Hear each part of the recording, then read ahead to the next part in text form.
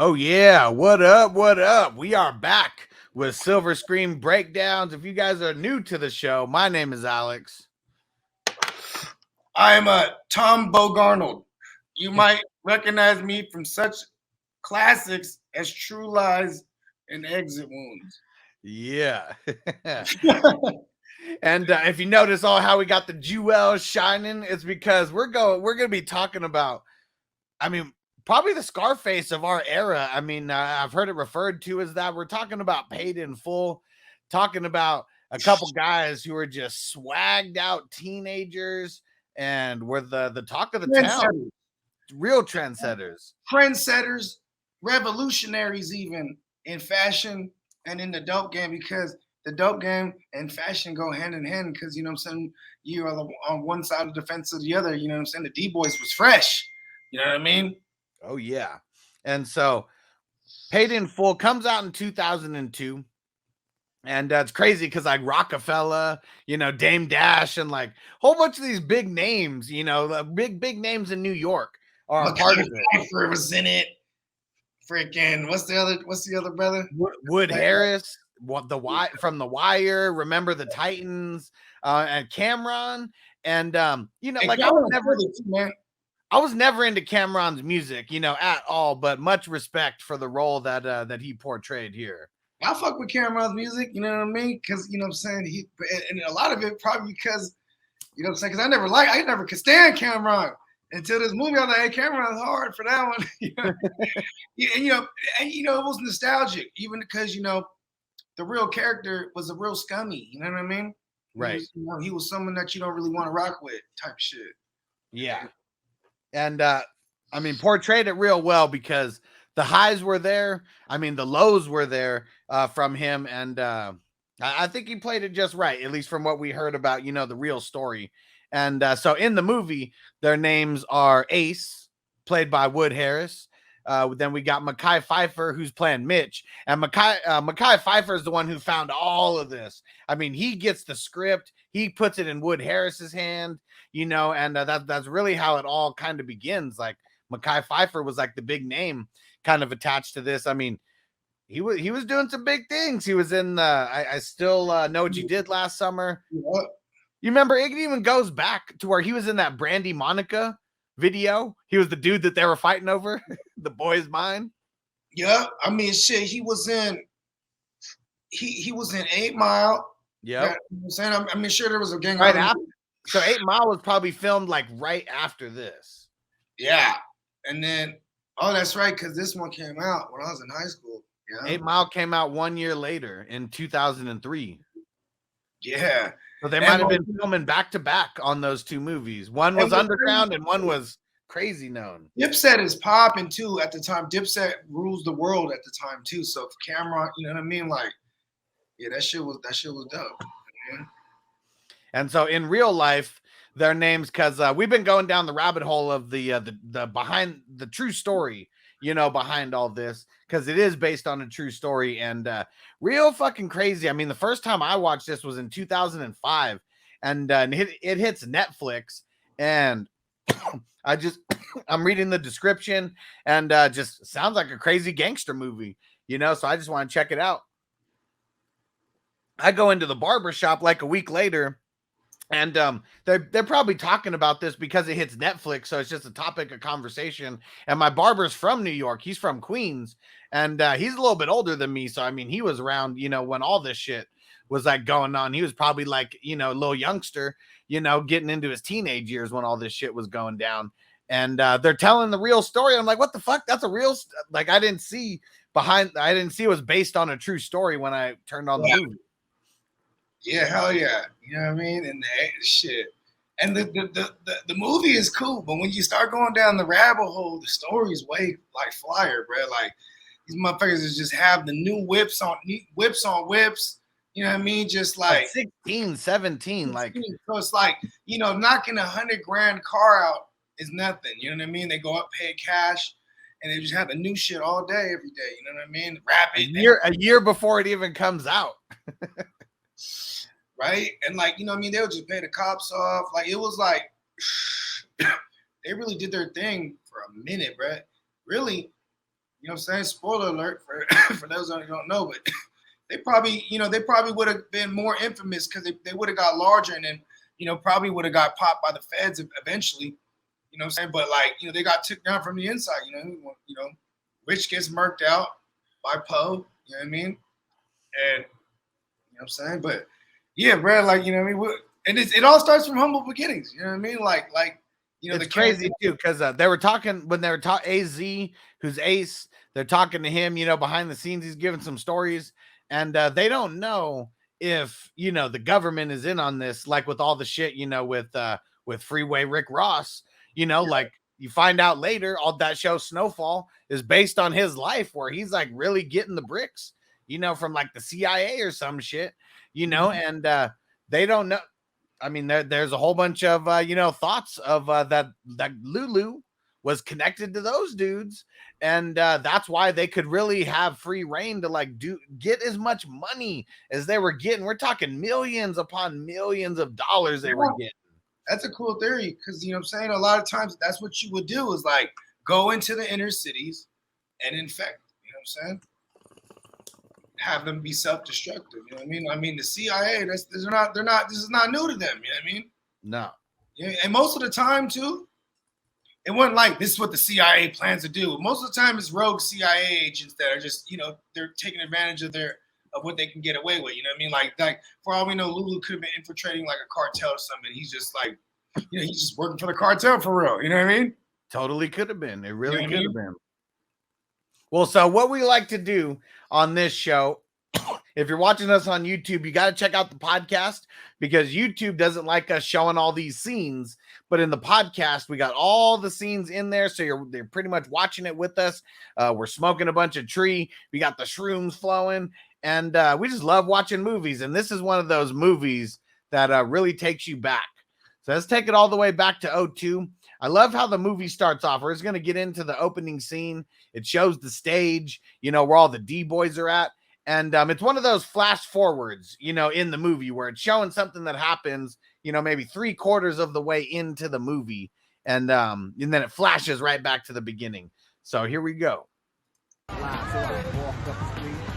This is paying for your paperback games and shit. Right? That's how much money they have, bruh. So, but here's my question. Okay. So he throws down the 5. Okay. Cameron gives him the 5. So he's got 10 in front of him. That's the part that I'm confused about because I thought when Cameron's talking about double up, it's bet the whole 10 back. No. He's saying bet another 5 on it. Yeah. I mean? So that 10 that he put down. Oh, he's making him put 10 more 10. On top of that initial 5. Put another 10. Okay. It ends up being another 10. Right. You know what I mean? Right. Yeah. And then he gets it, Brendan. It shows how weasel he is, though. I love how they showed that in the beginning. You know what I mean? It shows him how fucking weasel he is. Like, yo, where's my money, man? You know what I mean? Right away. Just like, give me that food. Give no rice, no champagne, motherfucker. Yeah. He wasn't even part of that party. That party was a duo before he made it a trio. You know what I mean? Yeah. Mm-hmm. And but he did get him though. I mean, that's that degenerate gambler in him. Like make him do it twice. I mean, because it's already hard to do it once, so it's definitely going to be extra hard to do it twice. Yeah, and then he hit it twice too. You know what I mean? He hit it twice, then there's that third one. You know what I mean? No, he only hit it once. He hit it the one time, and then he says double up. Ace hit it the first time. Oh, that's right. And Ace shot it the first time, and then Mitch shoots it, makes it, and then misses the second time. Yeah. Oh yeah, you're right. Yeah, making that motherfucker twice in a row, he got him off his bitch. Yep. You know what I mean? And you know what too? It looked like they just came back from grinding like usual, eating. You know what I'm saying? Real quick. Just got out of the club. Yeah, you know what I'm saying? He's like, give me, and he just give me all your bread. He's always trying to get something out of him, bro. Shiesty, bro. Watch that motherfucker. They good. They good for a reason. You know what I'm saying? Because they only, you know what I mean? Yeah, but that's straight Harlem though, right? Like, I mean, that's what I always think. The double up. It's always on the double up. I mean, I know that's like that a lot of other places, but Well, yeah, but also, you know what I mean? Shout out to Mace, you know what I mean? Double Up. You know what I mean? That was, you know what I mean? Harlem World, all that shit. You know what I mean? Hell yeah. So you find out that so the part that got cut off, I mean, Ace's girl is having the is having the baby, and that's where he goes. That's what the phone call is. Yeah. Goes right back to the house, and then I don't even remember exactly what they show right then, but then it cuts to him being in the hospital where he's all fucking bloody. It cuts to him getting to the crib, opening the door, and then the flash, he gets shot. Yeah, gets shot, and then you see him in the hospital, and then it just cuts. Oh, and then it's the flash. It's the flash. That was the flash forward. Oh yeah, no, yeah, he got hit. He got pistol whipped. That's what it was. Well, first. I mean that. Yeah, I mean that. First. Yeah. Whatever it shows. I mean, you know that. I mean, we know that he ends up getting shot, and that's the whole crazy scene that happens later, and we'll get to that.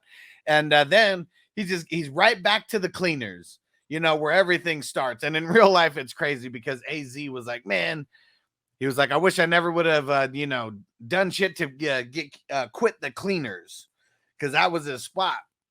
Everybody knew him for the cleaners, and in real life, he would on Sundays, all the liquor stores were closed, so he would be buying up all the liquor on Saturday night, and he would just open up the cleaners, and it would be him just selling the fucking alcohol out of the cleaners. They don't show none of that in the movie. He was on his prohibition shit, giving money. Yep. And so he was always hustling. It was just in a different way than Mitch, and Alpo, were hustling at the time. But let's get into one of the first scenes that happened in the laundromat. And it's with that crazy Kermit motherfucker Calvin coming up in the shop. And here we go. That's funny. Time I step up in this motherfucker, you running the joint. Man, why don't you just put your shit in a bag, man? Fuck a bag, man. Just fuck a bag. You worry about the cleaning and shit. You know what I mean? Because I know you making money up in this bitch. Can I help you? Nah, that's cool. My man Ace Boogie gonna handle that. I got it, Mr. Pip. No, he on his way out the door. I'll help you. You can change that, right? That's a big ass bill. Big ass hey, bill. You wanna go down? No, sorry. Why don't you keep the change? Nah, you know what? Fuck that. Fuck that. Give it to my man Ace Boogie. He's family, right, babe? Yeah, right, man. Nah, I'm just saying, I hate to see Cake's big brother working in a sweatbox. So, yo, you ever want to get out? Oh, Calvin, don't do that. He's doing fine. Yo, baby, what I told you about running. Why don't you relax, doctor? How you doing, baby? I'm doing fine, Mr. Pip. Yeah, she's doing fine, thank you. Hey, yo, Hot Sing, why don't you keep working hard, because it's going to pay off, you know what I mean? I'm going to catch you on the rebound. All right, let's bounce, baby. You know what I mean? That he threw that wrong shot. That was the shot that was heard worldwide in his mind, right? Oh, yeah. He was like, man, fuck this motherfucker Calvin, bro. Bro. Goofy ass motherfucker. I mean, he's out there getting his money though. I mean, that's one thing. But he's a J-Cat, bro. You know what I mean? Like he's the type of motherfucker that's going to get popped. Yeah. You know what I mean? Because look at even just like his demeanor with like he has to let it be known that he's a D-boy right there. Like, oh, you know how I get in. You know what I mean? Yeah. Like why you gotta tell the dude, you know what I mean, the older gentleman, right? You know what I'm saying? But because he's arrogant, bro. He's one of them. He's a J-Cat, bro. Yeah. Yep. Just a fucking savage, man. That's really what it is. And yeah, Calvin's a bitch. Like that's all I gotta say. Like it's just everywhere he goes, he's just acting like a bitch the entire movie. Mm-hmm. The entire time. So yeah, so fuck him, fuck Calvin. Yeah, he's like when he goes up into the well, actually we'll get into that a little bit later. And but how about we show Ace? Just him, just walking around the scene. He had to go make these drop-offs, you know, and that's kind of where a lot of stuff, that's how he's living his life. He's making these drop-offs. People are seeing them, you know, all over the place. Here we go. Hey, what's up, man? Man, how you doing? Good, thanks. Everyone making those drop-offs, B. Yeah, it's good. Let me see that. You see it, honey?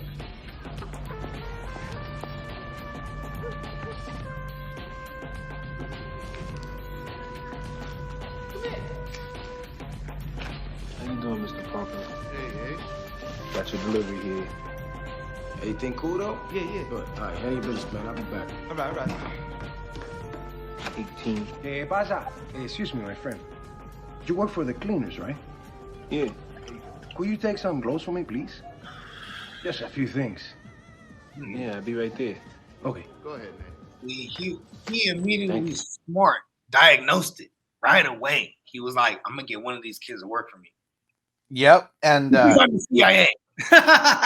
and it was even better because he picked the square ass motherfucker. You know, like I mean, compared to everyone else, because he already knows he's.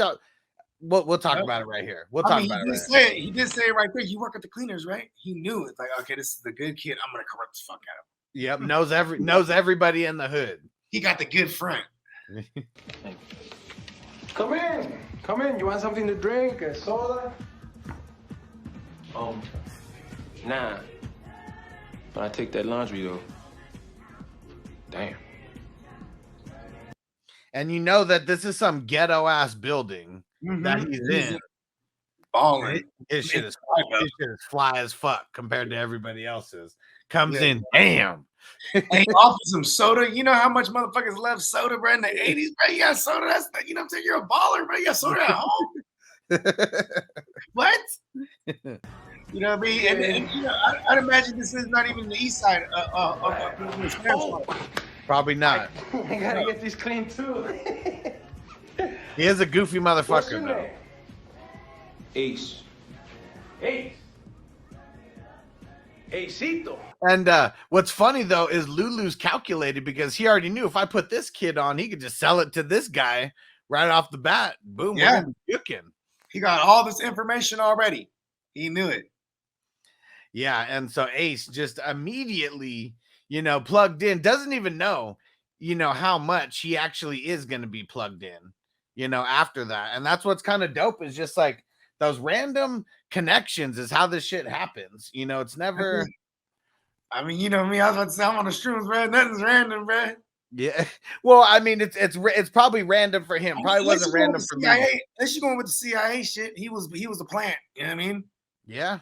If you're going with that, you know what I mean? I like the regular other version though, where he's just the outlet to the motherfucking to some kind of cartel or something. Because you know what I mean, there is a guy that Lulu goes to. You know what I mean? Yeah, and we'll have that scene a little bit later where you actually see the people above Lulu. You know, after this. Yeah, and so yeah, we had the technical difficulties, but we are back. And the next scene, it's right after what we were just talking about a few minutes ago, where he talks about how he's going to go take him to play basketball, and then Mitch comes out stunting. So let's just jump into it. Your left. Show me your left. Show me your left. Come on, man. Anybody can do that. Somebody can do that. You think you slick? You trying to go between your legs? Come on, that left. The left, baby. Show me the. Terrible. Oh, snap. Woo! I gotta see this. Yo, that's yours? Nah, little man, that's ours. Buy motorcycles, getting ready to buy cars. Days. They're clocking that real dough out there, that real money. And yeah, 10 years. Yeah, me and you go have matching Benzes. Yeah, that 10 years changed real quick once Ace got plugged up, though. Mm-hmm. And but any excuse, man, you know, pulling out, you know, just making sure pull out the rollie, scratching the head a little bit, and yeah, man. You know what I mean?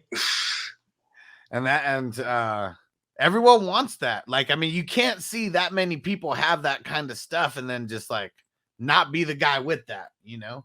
Yeah. You got to have it. And so that's just where a lot of it, that's where a lot of it starts. And so after all this, Ace ends up when he comes home after a hard day's work and after, getting out there on the court, getting sweaty and stuff. Right home to his mom's. Comes home to his mom's, but who's he run into at the bottom of the stairs who's working right out of his building? Yeah. Calvin.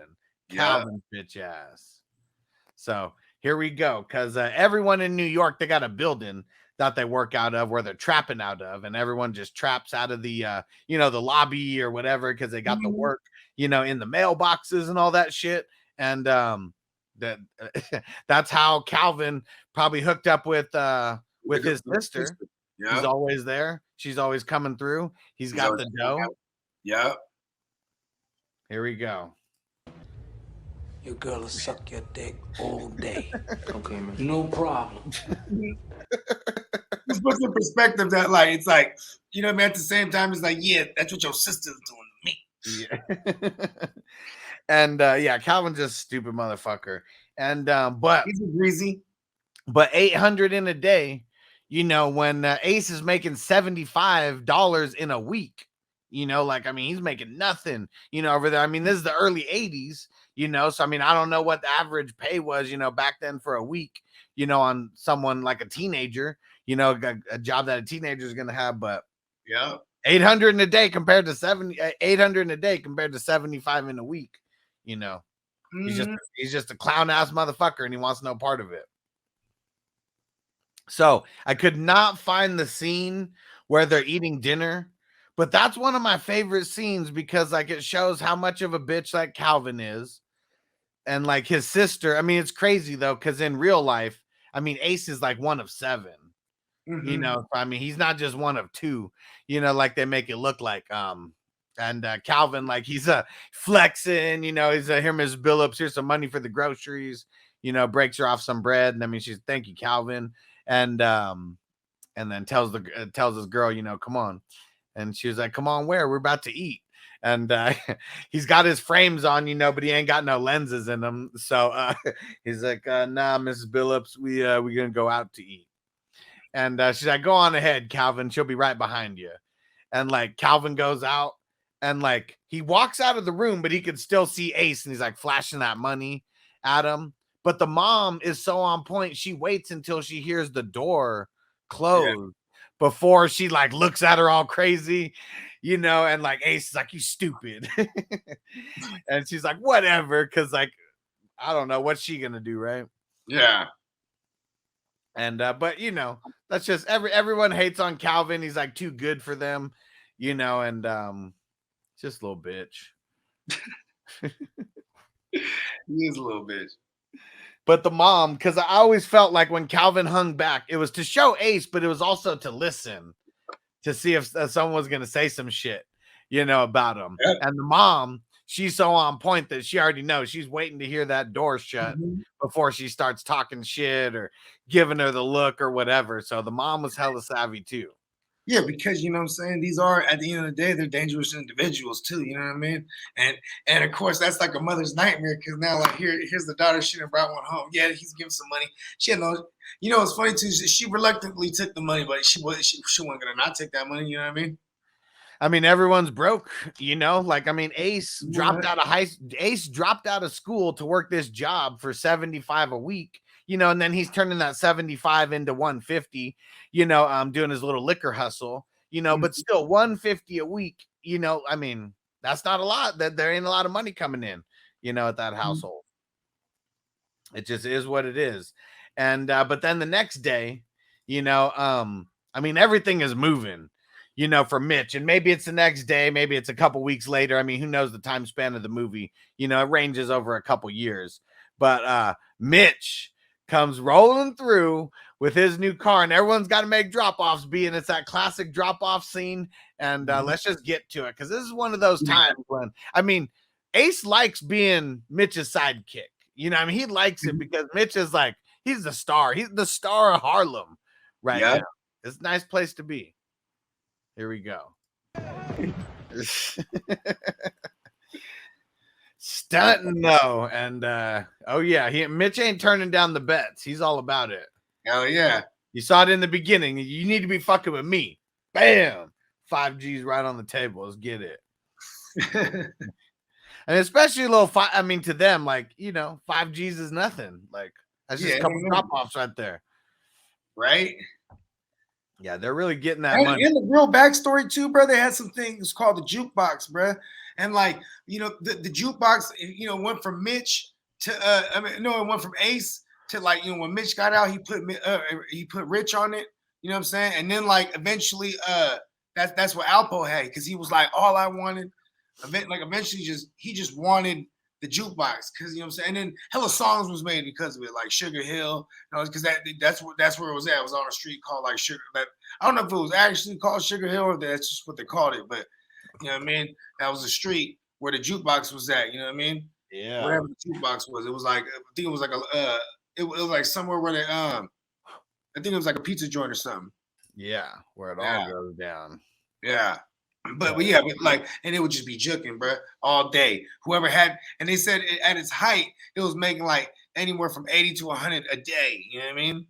Yeah. Jukebox. And that's why, like, he was like, I just want the jukebox. You know what I mean? Give me, you know what I mean?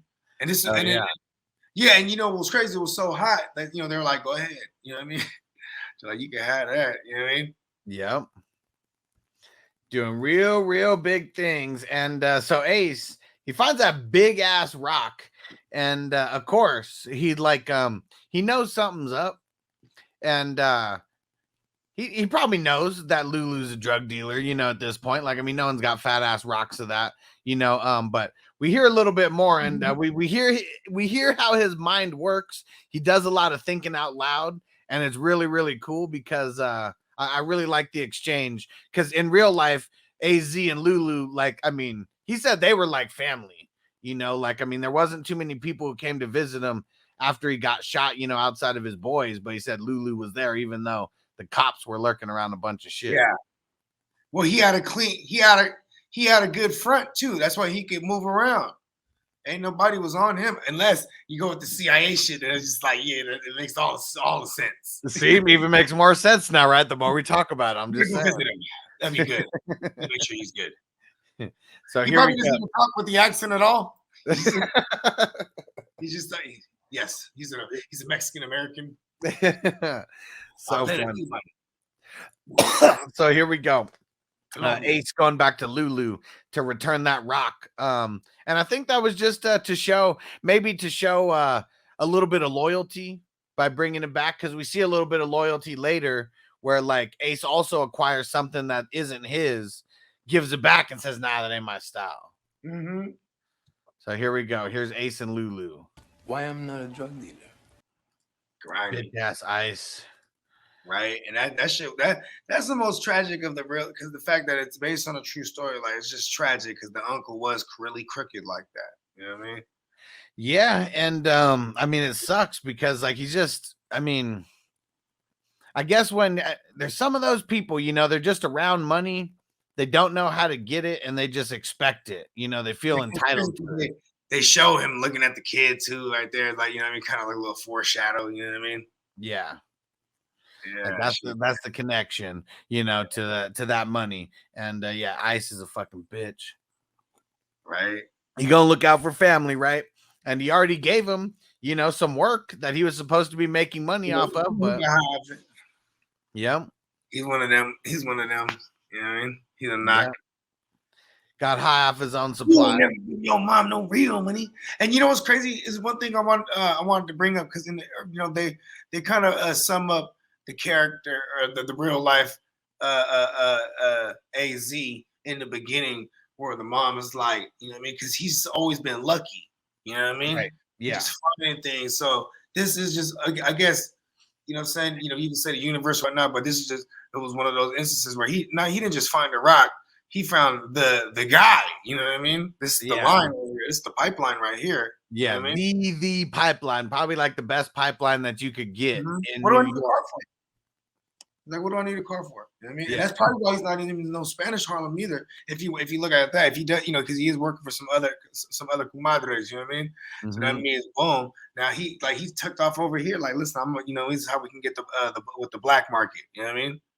The black people market, I should say. You know what I mean? Because Harlem, that's, you know what I'm saying? It was all black people, dog. And you had like Spanish Harlem. You know what I mean? Right. Obviously, you know what I'm saying? And it was funny because when his mom called him lucky, it was when he's like, Mom, ain't nothing real lucky about me going to work, going to a $75 a job, dollar a week job. And but man, he got real lucky that day though. He got lucky right here, man. Shit. Hey, Cito. I love how he's talking to him all serious too. Like fuck yeah. I knew it. In his head, he's like, I knew it. Of course he knew he was gonna find it, because I'm sure he had no connection to the black community, is what it was. He needed like one guy to like break into it. And somebody that he could show the game too. You know what I'm saying? That already has the front, everything. You know what I mean? But he's so. Do we have that clip where he's lacing them up? That's a little bit later. But right now we got it to where. So after that, now Ace. I mean, he's still got the rock, But now, what's he gonna do? Of course, he's gonna show his man. Like now that he knows that he's gonna keep it, wants to throw it to or not throw it, but wants to show it to money making Mitch. And see, see if something can happen. Gotta make sure it's definitely not dressing like a motherfucker like you. Off top. Ace was not shining back then. Not yet. He was not shining yet. And you know what I'm saying? That's what it is too. Grew up in the same hood, kid homies, you know what I mean? Since childhood and shit. And then, his man's getting it. And, and what's crazy too is, he never be like, yo, let me put you on. Instead, he's like, because obviously you gotta assume that Mitch is pitching crack. You know what I'm saying? Because he ain't. That's the 8. Yep, he not moving it soft. So here it comes. He pops up with some puro, dog, some straight up puro. He's like, oh, and then but that's what he said. Calvin though, he said only real motherfuckers fuck with this shit. You know what I mean? This motherfucker. It was early in the game, right? Because it wasn't. It was probably when it was still a little bit harder to find until it was really. Yeah, because of Frank Lucas, he was bringing in so much H that like everyone in the hood was getting it hella cheap. Yeah. See, and that's what Mitch. So you're right.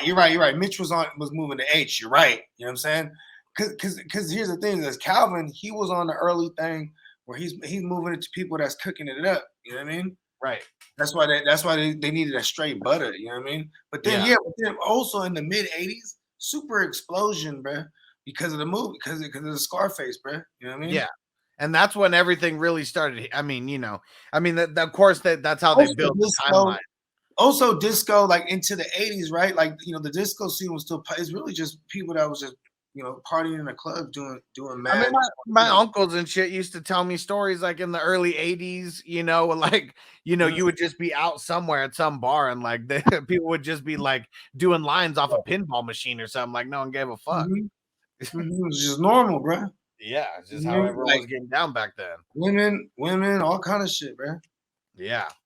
And so that was outside the club. Also, too, because that was like a sign that you got real money. You know what I mean? Oh, yeah. Yeah. That was like, it was luxury. You know what I'm saying? It's part of the fashion. You know what I mean? Like, you know what I mean? Then you had the models and everybody like rock stars. Everybody accepted that shit. You know what I mean? But the Ron, though, you know what I'm saying? That straight Ron, the H. Yeah. Yeah, you're right. You're right about that. Because what's his name? He was on that Ron for sure. The uncle. Yep. The hell yeah. That's why I hated him, because he wasn't supposed to get high on his own supply, and wasn't doing shit. But here goes the second half to that scene there where you see inside the club. And so not too much to that, just second half to that scene that we had outside the club, and then you get inside the club, but really just showing the superstar that Mitch is, just at the end of that scene, though, at the very end of the shit, when Mitch goes home and shows him, he's creeping into the mom's house so he don't wake nobody up, you know what I mean? It's hella late. And he's putting his jewels down, putting his watch down, puts his pair of kicks down, wipes them off, you know what I mean? Just keep everything fresh and just lays his head down. But what's crazy about that scene is like, they're making hundreds of thousands. He's making like maybe not hundreds of thousands yet. He's making bread. He's making street bread. You know what I mean? he probably The making H, like the H is super cheap. So I mean, I'm sure he's making a hell of a lot of money, enough to buy that Saab, you know, the fucking toys. But he's probably just like 1,000 there right now. He ain't no millionaire yet. Exactly, but he's still, you know, but it's funny though because I like that it's symbolic of like, yeah, he's at his mom's crib. They never say how old these motherfuckers is, but they're kids in the story. You know what I mean? These Yeah, fools I are mean, like, he's what? He's probably like 16, like in this Mitch part. is, well, Mitch is probably like 17 or 18 because he's like a couple years, he's like a year or two older than Ace. Brad. Than Ace. Yeah. Okay. Yeah. So yeah, Ace is probably like 15 or 16, and then Mitch, 17, maybe 18. Yeah. I mean, the shit, you might actually be right. It might have been like he's 14 actually, because I want to say because when they started buying these cars, they said they were like 15 and 16. Yeah, when they first started buying the cars. Well, when Mitch did, anyways. Yeah. Okay, so that one makes sense. He's probably like 17ish. You know what I mean? Yeah. Yeah, that's crazy, right? A kid, he go home to the mom's crib. Little 17-year-old kid rocking a Rollie. You know he's getting money. You know what I mean? Yeah, and who knows how much he's actually giving the mom? You know, I mean, there's one. I mean, you ain't never give your mom no real money. Because as much money is flowing, it's like a lot of that money's in circulation all the time. It's not like he just has stacks and stacks like they really, really think, you know, at the end. Yeah. I mean, shit, not yet, at least. Right Well, here. yeah, especially not now, not yet. But and then right after that, what happens? Mitch, not Mitch, Ace is in the cleaners, and Mr. Pip comes in, and he was like, "Man, you hear about your boy Calvin?" And he was like, "What happened?" He was like, or no, he was like, "Your sister's got to find a better boyfriend now." He was like, "Your boy just got taken by the cops." Yeah. And he was like, "You didn't know he's dealing right in front of your building." And he likes to see that because he's a proud black owner who's like, get that filth out of our neighborhood. You know what I mean? Out of our community. He's one of them. Like, he didn't even like. He might even be the bookie. Like, you remember when someone was calling, like, "Oh yeah, I'll take that action" or whatever. Like, who knows if he was like, you know, running a little bit of a sports book. Good point. He did figure he probably could be running numbers, bro. He picked up that phone call in the beginning. I never thought of that. I like that. We're going with it. But he hated drugs, you know, like there is a fine line between dudes running drugs and running numbers in the 80s too is like, you know, the Italians, every minority was doing it in their community. You know what I'm saying? Obviously the mafia, you know what I'm saying? But like, yes, you know what I'm saying? For sure, the black folks was running numbers, you know what I mean? Especially when you got a liquor store or in this case, the laundromat. Yeah, for sure. You know what I mean? Someone who's just connected to a bunch of people, cash business. Yeah. Cash business, real easy, you know, to keep some shit like that, like under the radar.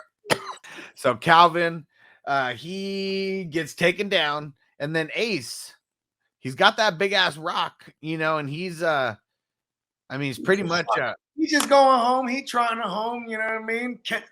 See, and you know, this person too, that's why you know these people are cooking it up, because he wasn't no knock. This dude, he don't look like no knock. He wasn't no dope fiend. You know what I mean? He came through like, you know what I mean, looking for Calvin, because you know that's his man's he picks up off of. You feel me? Yeah, because there was a few things, you know, that kind of happened in there. It was mainly Calvin is off now, and then Calvin's working out of his building.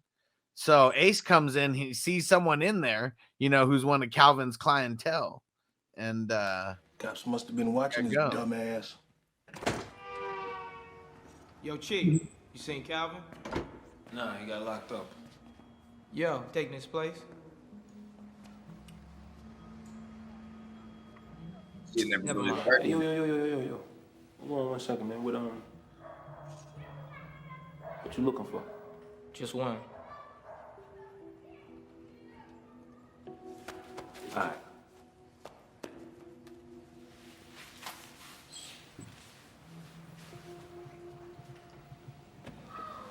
He's got all this, right? He's about to hit him with the wow.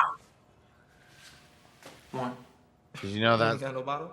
way more than $100 worth. Oh yeah. What you need a bottle for, man? Hey, pause it real quick though. I want to say this. See, You know how you like what you need a bottle for, right? That was their thing though. They would have like they need the hella bottles, bro. Just and like they would just put a whole. I mean, like they said they would sell like 2 times, like whatever a 50 was. You know what I'm saying? They're giving you 100 for that. You know what I mean? Like they were just like, and just not even touching it. They didn't give a fuck. It was just because you know what I'm saying.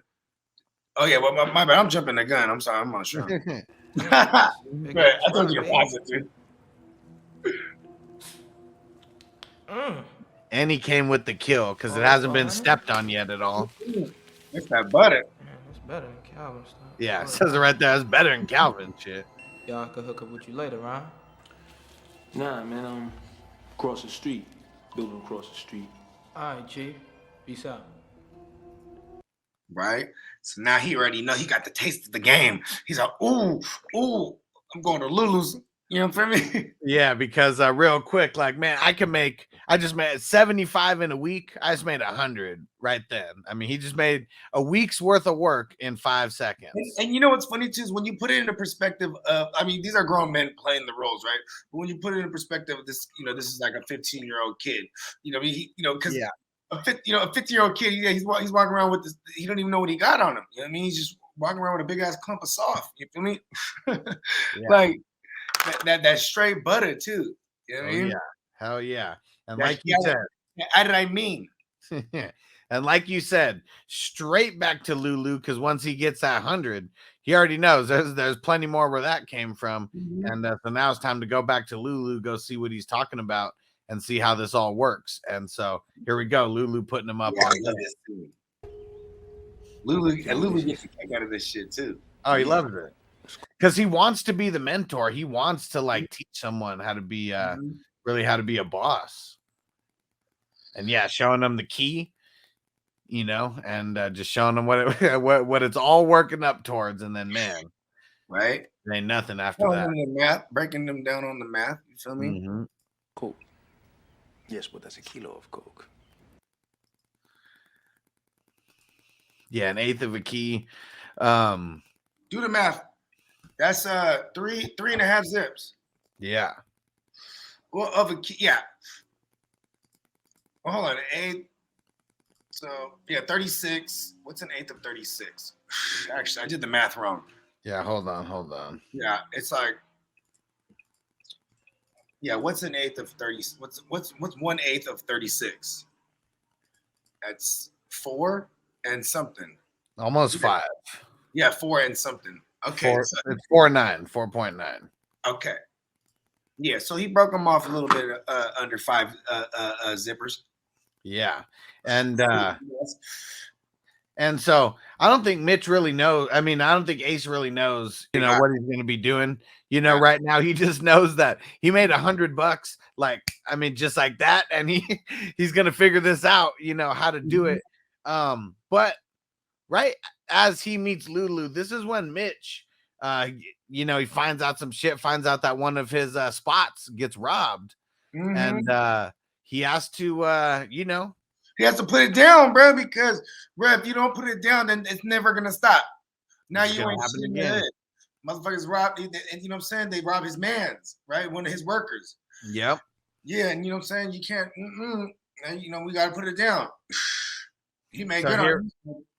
Yeah, so here goes the clip from when hell yeah. This is what I mean, you know, this is what sets Mitch just down the wrong path, at least for like a year or so, or however long he goes down for this shit. I mean, those are the young cats. I mean, if he's like 17, you know, right here, what are they, 14, 15-year-olds? He's like, yo, where the fuck is my money at, bro? You know what I mean? He got foot soldiers. I like it though. That it puts in perspective too, because I haven't revisited this at all. I'm you know what I mean? Until we're watching these clips right now. So this is awesome. You know what I mean? Yeah, and so and what happens after that? I mean, Ace goes to the movies where he sees Scarface, but at the same time they find out where that motherfucker's at, and they roll up on him. I mean, I really can't remember off the top of my head. I don't have the clip. It was just like he basically just in a nutshell. He said he made good on his word, and he hears some gunshots and whatnot. You know what I mean? Yep. You don't really see who does it, but it's Mitch and the other two dudes rolling up in on a building. And and then he ends up doing time behind all that shit. Mm-hmm. And I mean, for this sake too, because I mean, for the Hollywood version, because that's not how they met. That's not how Alpo was introduced to the picture. You know what I mean? Right. But I like how Hollywood did it though. I like how they put it where he's in the pinta. So it just because you don't really show. I mean, they did say that they met in the pinta in real life, and that is when more of the business together. Oh, you're right. He met Rich. That's right. My bad. I was thinking that's right. That's right. He met Rich out inside. You're right. Yeah. You're right. So, well, I mean, it's not like they didn't know each other before that, but yeah, they connected inside, and then the business carried on outside. But they knew who he was because they said he was, Alpo's. Okay, so that was right. Okay, that's dope. Yeah, I like it. Yeah, I mean the stories, changed a little bit, for the movie, but because they don't show Alpo before that, but and it might have been like the YA or whatever when they was young, you know? Right, exactly. Yeah, and so Ace, now he's got the brick, piece of the brick, anyways, and the only place that he really knows, he's not going to put it at his house, and so where's he leave it? He leaves it at the cleaners, and then Mr. Pip finds that shit, and and then that's where it all kicks off. So here we go. Keisha and Cole. Yeah, at this point, 75 is about to be nothing real quick, but still worked all week. Better give him his damn money though. And he knew what that was too. He's like, oh, he got blow. He looked at me like, what is this? Don't act like you don't know what that is, old timer. Yeah, pulled out his stogie, just washed his hands of everything. Because it is what it is. Lost another one of the young kids to the game. Mm-hmm. And right after that, let's just get into it because this is one of the most epic scenes. This is what we all love to see. When the come up really happens, a little montage of the come up because it happens hella quick. And when a guy like Calvin goes down, I mean, I talk about it later. The game don't sleep. Someone's gonna absorb everything. Yeah, you know what I mean? You become that new motherfucker, and he was the youngster. He was a couple years younger. You know what I mean? So now, it's just a vacuum, bro. He just and he got the good for the low, and he got the you know what I mean? And his whole thing was everybody eating. Like the real AZ would be like, I never really carried a gun because everybody's eating around me. He's like, I could trust everybody. See, he learned that the hard way that was wrong. You know what I mean? Yeah. But that's why he always felt like, listen, as long if nobody had no problem with me, nobody wanted to fuck up the money they getting. You know what I mean? Yeah. And so here we go from the beginning when AZ hits the streets. Yeah. And man, just money on top of money coming in. Hella bread. I wonder how much was in one like trash bag, like where it's all like maybe like 20s, or something in that. What's one trash bag? They had a certain amount. Probably like 50 to 80K. Mm-hmm. You know what I mean? Like 100 bands in $100 bills is like the stack's probably like this big only. You know what I mean? Right. And you saw they had a fucking huge ass trash bag of those fucking dollar bills. Yeah. So like, you know what I mean? If you have 20s, you know what I mean? Maybe like you got like 50 to 80K. You know what I mean? Yeah, and it was just really stacking. I mean, that was probably. I mean, what do you think that was spanning? Like maybe like a 2-year span while Mitch was actually in jail, like fighting the murder rap? Yeah, I'd say like, yeah, for the movie's sake. Yeah. Yeah, a couple years. You know what I mean?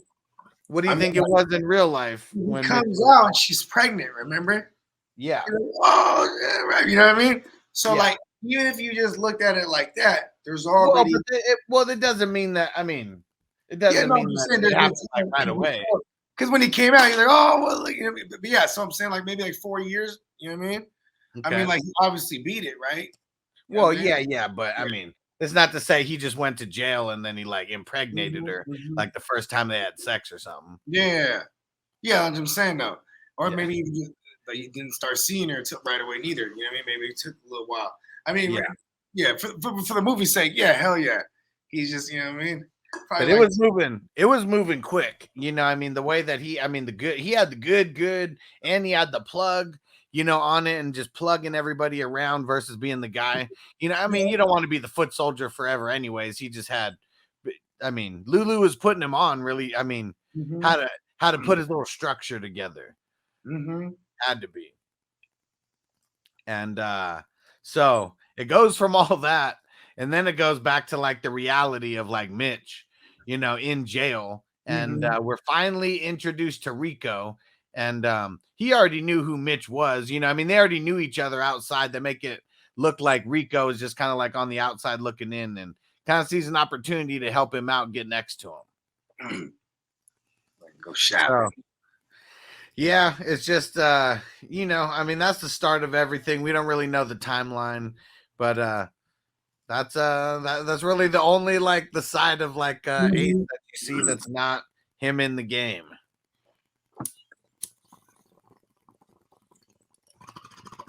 Now, this part of the movie, the timeline is definitely fucked up on this part of it. Yeah. This is when Ace comes in and finds Lulu dead. And he said that he got shot in real life before Lulu died. So the timeline is a little bit messed up, but for the movie's sake, I mean, it kind of works where they put it, you know, like Ace has already hit, like, you know, the right guy. Yeah, like he's damn near kingpin status, you know, by the time Mitch actually gets out of jail. Yeah. So here we go when the plug goes down. Like, fuck yeah. Yep. I mean, he was probably already getting close to 10, you know, at a time from Lulu, you know, on that already. So yeah. You know what I'm saying? Lulu was probably sitting on like 25, 50 of them at a time. Remember, like he said too. You know what I mean? Lulu was his own guy. You know what I mean? He's like, yeah, that's he's too bulky. He knows that that's how he's been cleaning his money, or like not, or at least not cleaning it, hiding it well. Right. I mean, because who knows how much each of those little stones was worth. I mean, but those are fat ass rocks, though. I mean, those are no 1 carat, you know, fucking diamonds. Like those are fat.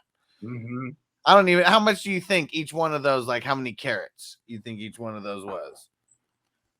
30. Yeah. My girl, I got hers. Her shit, just hers is like 1 1/4 or 1 3/4 carat. Yeah, and that's already pretty big. Those are fat, dude. Those are probably like 25 carats. Up, you know what I mean? And then like the clarities, obviously, you know what I mean. And let's see, I mean, because those aren't uncut. You know what I mean?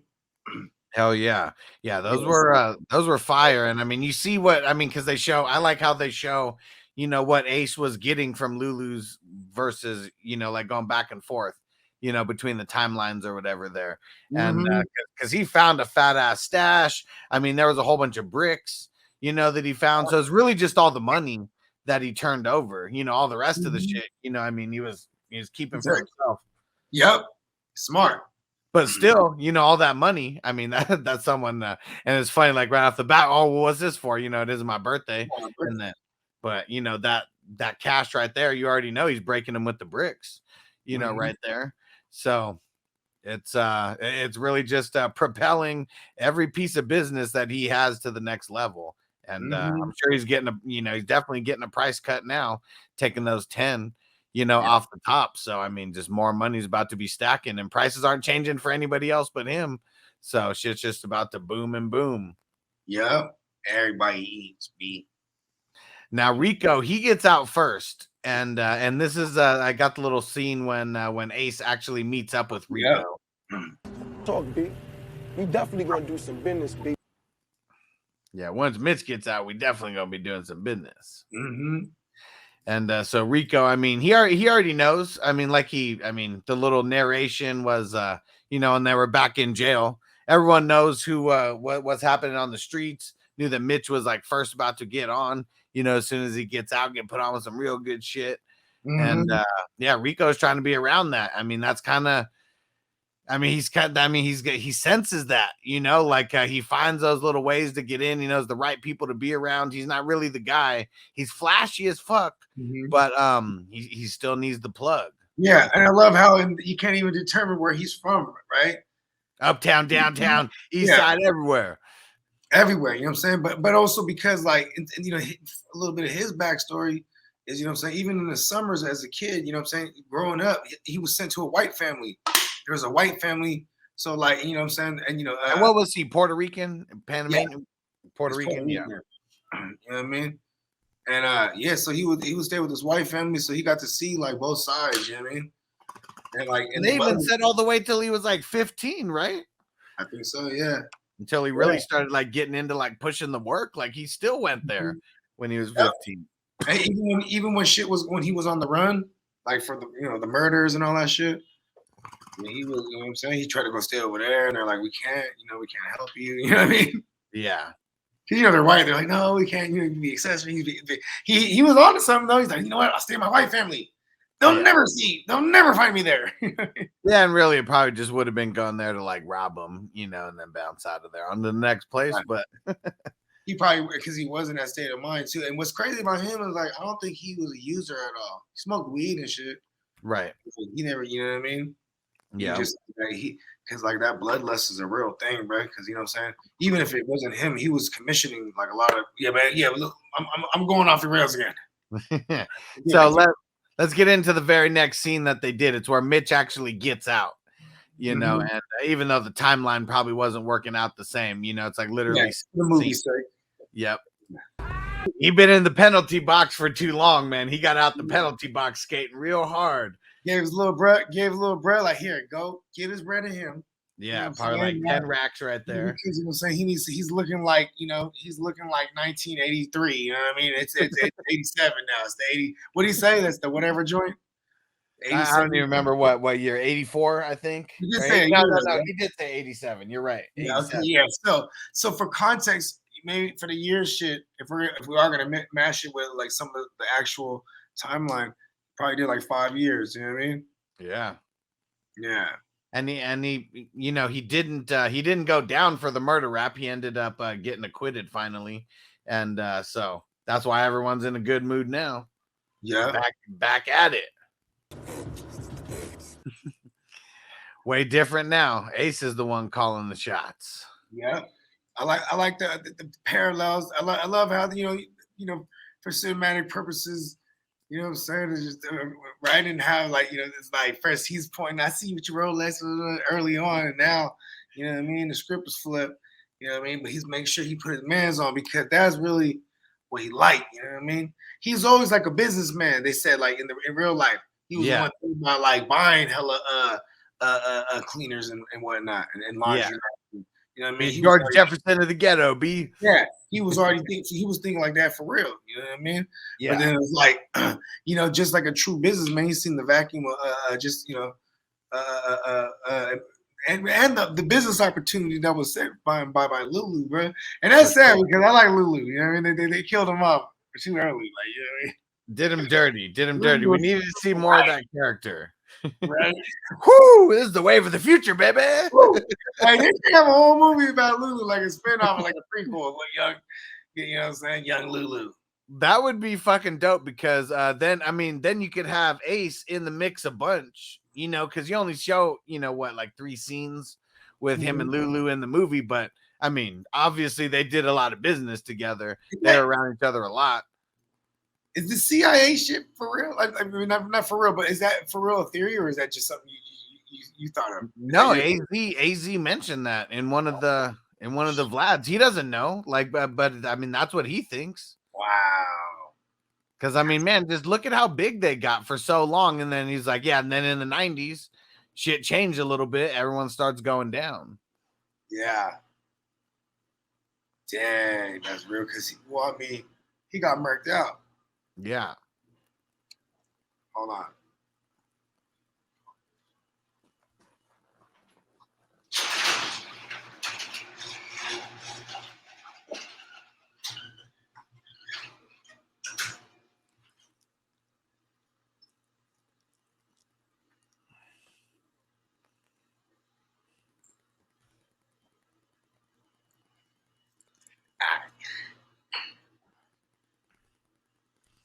Yeah, so no idea if it's true or not, but that was one of the things that AZ said, and the timelines are kind of working out, with them and Freeway Ricky.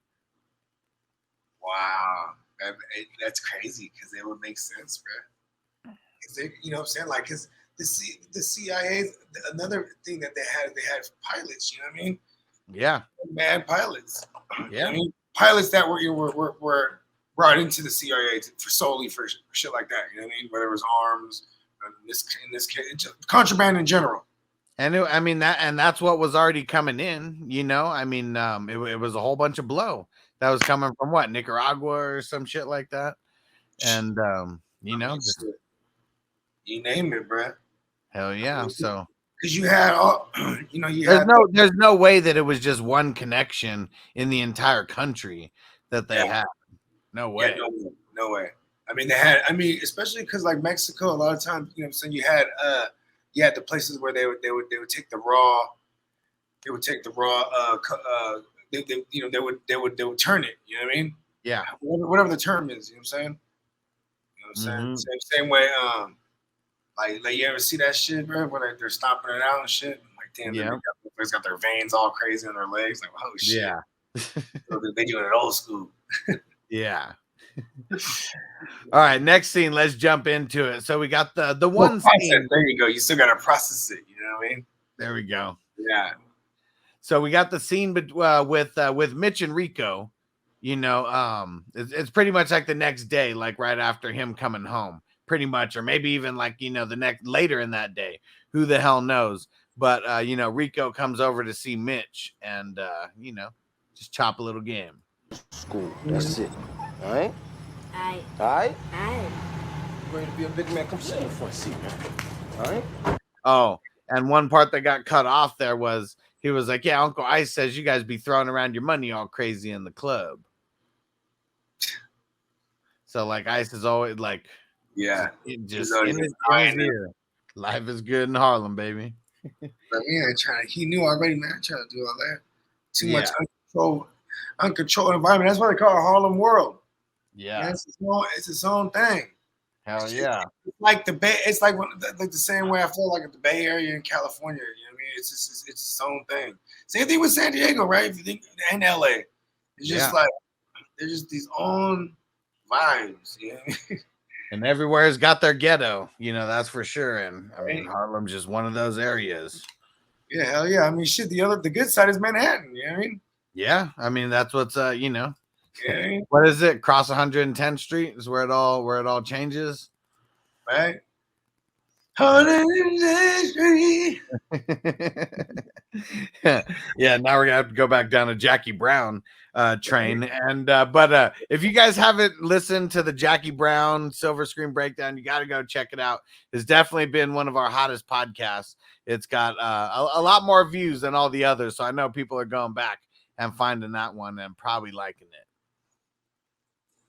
So if you haven't seen it, go check that shit out. The fucking shrooms and the edible is really kicking my ass. Yeah. All right. So talking about kicking ass. Now Calvin's bitch ass is back. This motherfucker finally gets out after who knows how long he's actually been down. In the span of the movie, it's probably a couple years that he's been down. Who knows what it's been, but comes back. Of course, in lockdown, everyone's hearing who's running the neighborhood, who's got the most money flowing. So, of course, he hears that it's Ace, and now he's out to go talk to him. And here goes the scene of him coming back, and then Ace kind of putting him on. Like, don't call me Junior no more, motherfucker. I never stood up for himself all the times he called him Junior until then. Yeah. Ace, motherfucker. Right? Remember me? Get the fuck out of here, bro. Fucking leech. Fucking leech. And so in real life, it was him getting put under Alpo. Yeah. And he really fucking hated that shit. Yeah, because Alpo don't fuck around.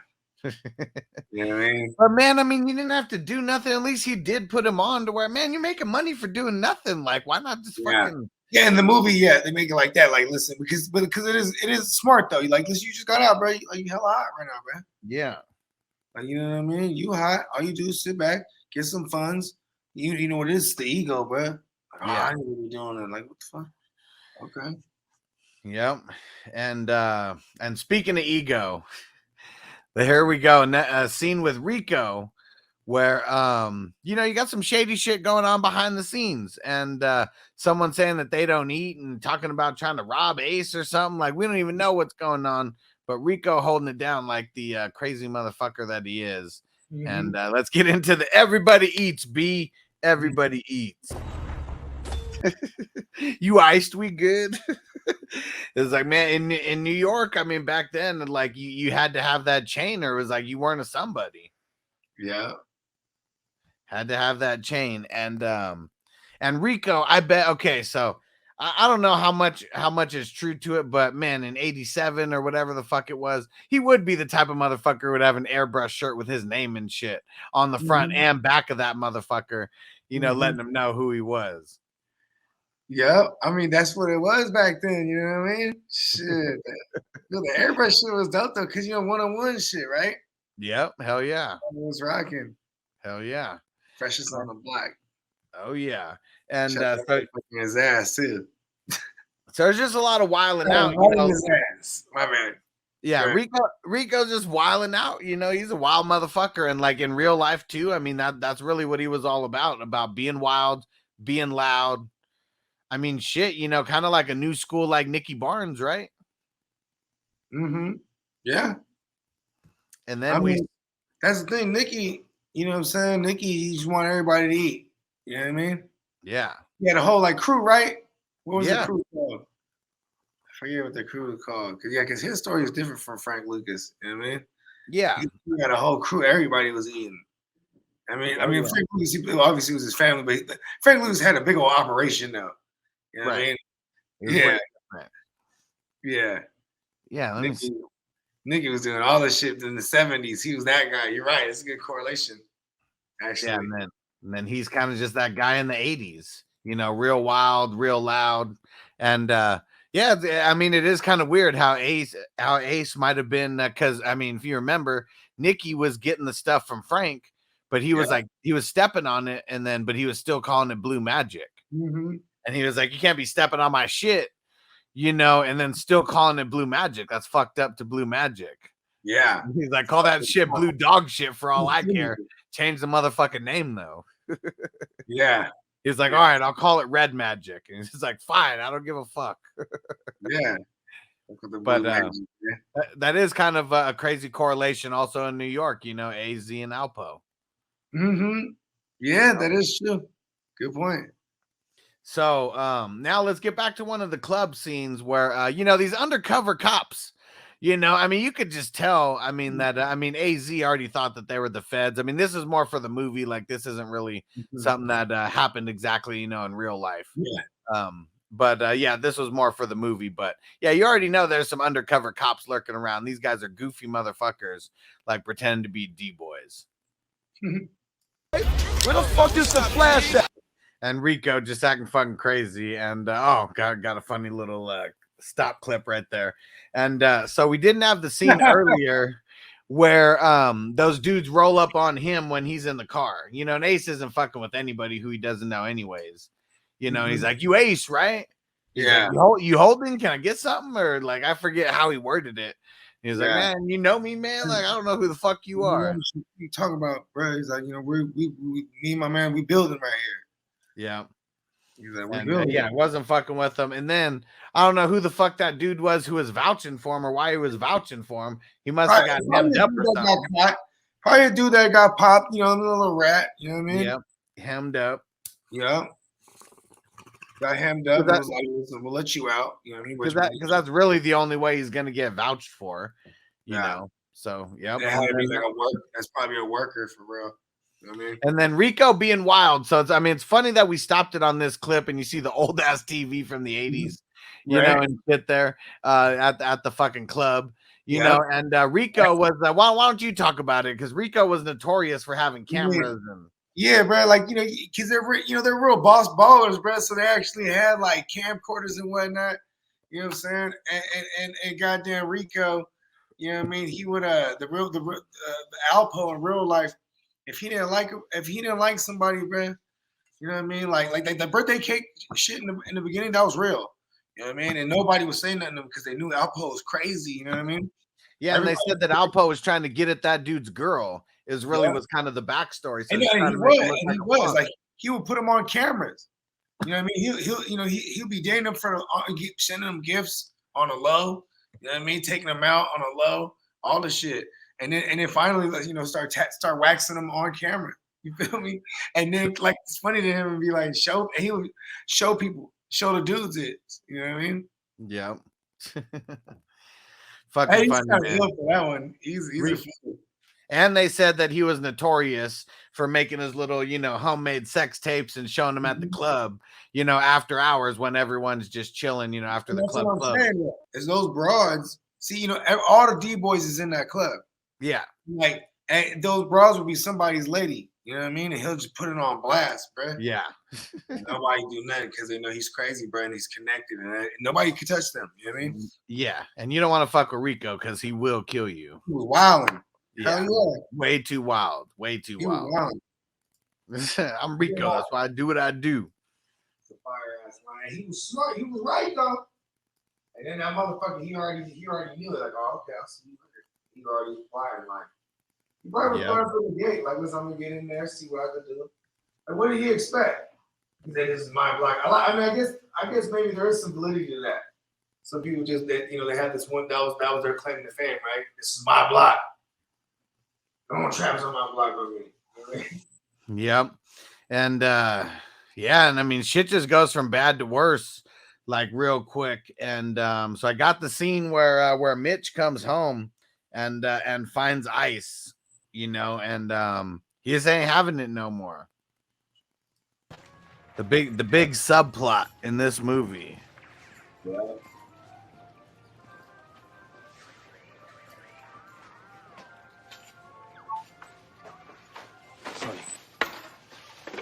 Sonny, come on. Get up, man. What you doing here? What you doing out here? I fell asleep. Where's mommy? I think she left. I don't know why it was such a big deal that he was sleeping on the couch. I ain't talking to you. I mean, shit, it's like, On to the room, okay? it's just that, like, it's like, when you're a kid, there's things like bedtime, all that shit, probably strict on it, you know what I mean? Yeah. And then here's the uncle, he's just loaded, you know what I mean? Well, I mean, you see him in the bathroom right there, and about to tie off and shit. So, yeah. Oh, Mitch, I have my back there. yeah, Mitch is, and then he sees him. Sorry about that, man.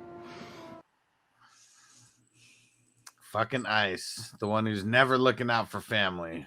Right, and what's crazy, bro? It's like when I watched the movie the first time. I mean, I'm saying, I don't know. Let's just get to that real quick. Like, I'm saying, when was the first time you watched this joint? So 2005 was when I watched it. So 3 years after it came out. Yeah, okay. I watched it like 2009, 10-ish first time. And Okay. I started going down a rabbit hole. And it was crazy. Like I didn't, you find out, certain things aren't true. But like when I found out that part was like all real, I was like, damn, that's sad. You know what I mean? Yeah. Like the uncle was just that crooked, bro. You know what I mean? Yeah. And for those who don't know what we're talking about, I mean, you'll find out here real soon. We're just gonna knock out, a few of these other scenes. And it just really goes from bad to worse, like real quick, because so now in the beginning of the movie, it was that flash forward. Now's where it caught up to where that flash forward is. So this is what happens literally after that scene, the paper bag scene. Everything's real happy-go-lucky, a lot of money flowing around, I mean, just eating some good Chinese food after a nice night at the club and, making money all day. And, and it turns for the worse for Ace, someone who really hadn't had any problems, didn't really carry a gun or nothing. I mean, in real life, didn't even carry a gun or nothing. And, here we go. Just pretty crazy scene. Here we go where he gets where the robbery happens.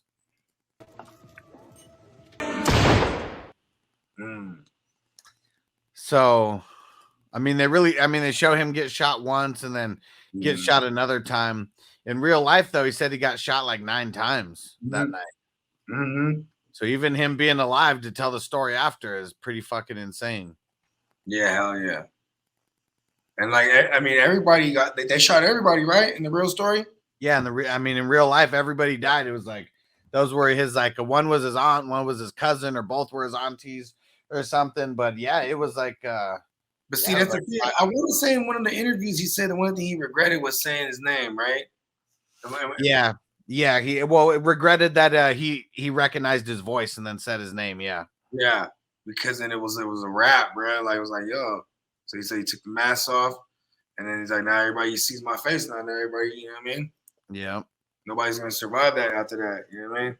Yeah. And they almost did it. You know what I mean? That's so crazy. He got shot 9 times. Yeah. Yeah. And somehow survived to tell the story. It's crazy. Mm-hmm. And so right after Ace, you know, I mean, because Ace is the plug, you know, on everything. Like, I mean, he's big time at this point, serving up every fucking neighborhood, you know, around the hood. And but he just had his baby at the same time. He's in the hospital, you know what I mean? And he was like almost damn near pronounced dead, right? You know what I'm saying? Yeah. Savage shit. Yeah. Hell yeah. And so so here goes the scene with Rico, you know, when shit starts drying up.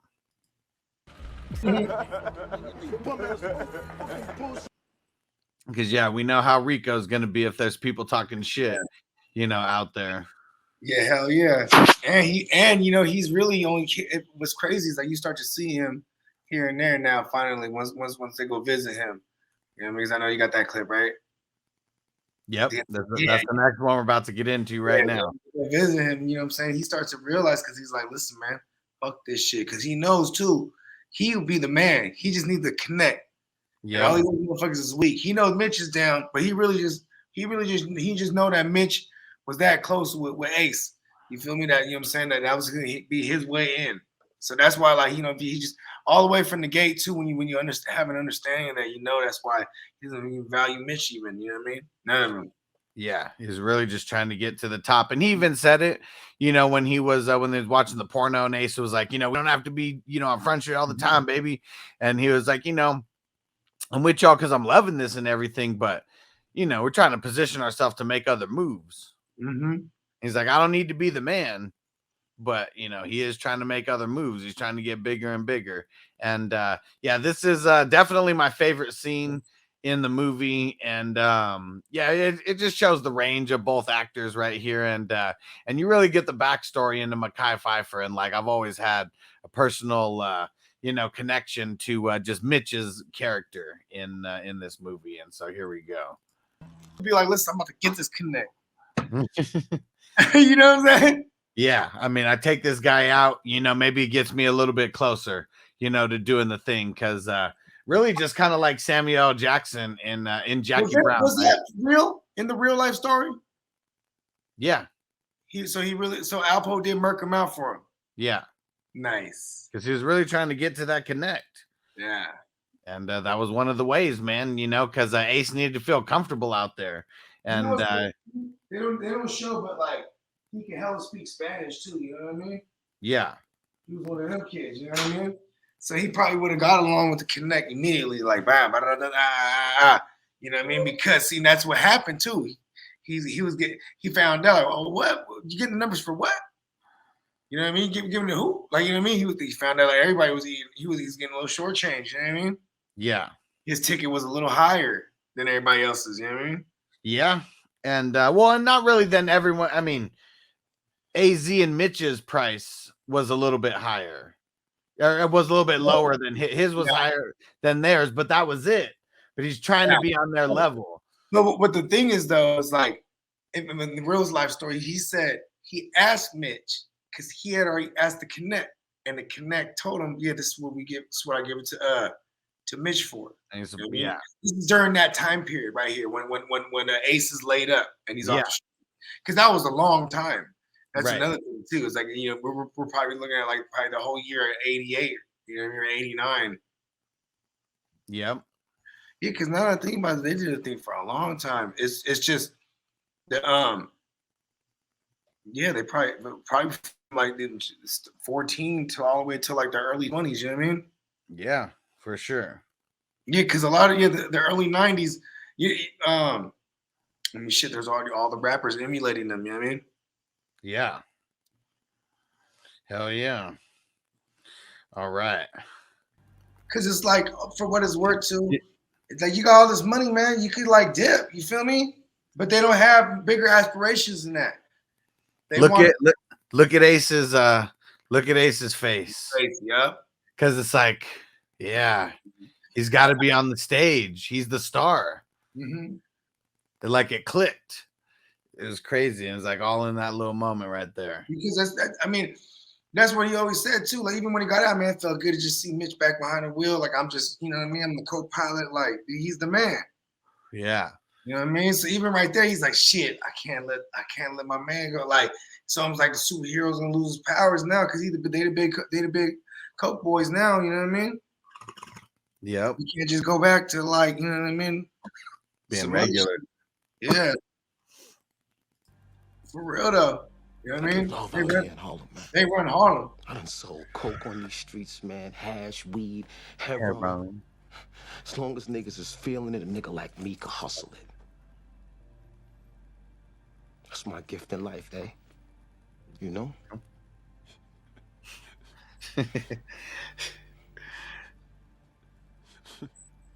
What? The fuck you laughing at, B? You, man. Funny, man. You a hustling motherfucker, man. For real, baby. You fucking killing me, man. Well, you know me, baby.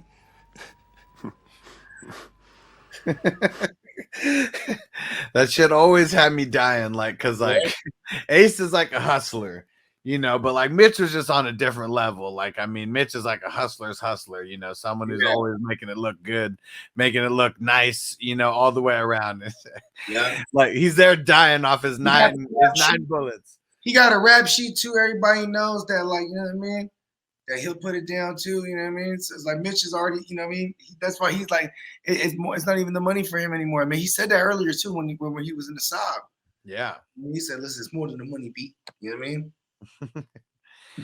It's just having that status, man. Because they're still kids. Like, I mean, no matter how we look at it, especially now, we're 36, and you know, I mean, Bogey's what, 37, 38. Yeah, like, yep. I mean, even then, I mean, they're still kids to us at this point, you know, like they're late teens, early 20s, you know, like, I mean, been drinking forever at these clubs, you know, and maybe not even 21, you know, at this point. Right. They're already bosses. Like they talked about how who was LL Cool J was always trying to be around him. Always trying to be around him back in the day. Like, man, you from Queensboro, back up, bro. Performing to all the parties and shit. Yeah. You know what I mean? And here's these guys, they got the fresh jewels, and you know what I mean? Hey, LL got that money for real now. Though. He's like, ha ha, AZ. I bet you AZ, he would love to see LL be like, hey, man, hell yeah. So funny. And I wonder how much he sold the rights for this. AZ had to have got it back. I wonder how much he would sell his story, period, because you know he sat with a lot of publications. Outside of Vlad, no, Vlad don't pay nobody. You know, he's Jewish, that's for sure. Yeah. And that's not a knock to him. It's just that just is how it is. You know what I mean? Like, you know what I mean? Yeah. Hello, Jewish people. Hell yeah. Jewish so for real. Shit just goes from like bad to worse. Like, you know, I mean, Ace gets shot. I mean, this was like a real good scene, like just real like heartfelt, and it's really because like, you know, Mekhi Phifer brings it around, and you know, then Ace is like, all right, yeah, you know, we'll get something going. We'll get like one last run going, you know, and then I'll introduce you to the Connect, you know, after. And but in the midst of all that, Mitch's brother gets taken. We don't know what's going on. They have no idea like what the fuck. They think it's a big joke like in the beginning, and then they're getting calls, you know, of you know, wanting like hundreds of thousands of dollars. Like I think it was like 500,000, like wanting like $500,000, you know, and they still weren't millionaires at that point. Like, even though they're probably like, doing millions of dollars like worth of sales, it's still not it's still not 100% profit, that's coming in. And, they're like, it's not like each one of them is seeing every penny, of the profit coming in or anything. So like he even like, he had like $100,000 or something, on that, just in cash, but definitely didn't have no $500,000, just chilling. Right. And so, here's where it gets real. And you see the rain. I said it earlier that Mekhi Phifer is a good actor. And like, man, like, I mean, we just see him like happy-go-lucky talking about being a hustler, and everything. And, and then we come to this scene where it's the exact opposite because his little brother's been taken and seems real helpless, at one point. And yeah, here we go. Definitely got to roll. Because this ain't for him, eh? This ain't for him, man. Right. It's crazy. It's crazy because how real that shit was, man. Yeah, because I mean, I didn't know that this was a true story. I mean, I told you this like off camera. Like, I missed the part in the beginning and at the end. It's on Netflix. Probably smoking, rolling up something, not really paying attention till the movie really comes on. And I didn't know that it was based on a true story. And I'm literally getting a haircut, from my barber, and there was already some people in there talking, and they're talking about Paid in Full. They're talking about the story, and the barber's like saying names that I didn't hear. Rich, AZ, Alpo, like using the real names. I mean, this is back in 2005.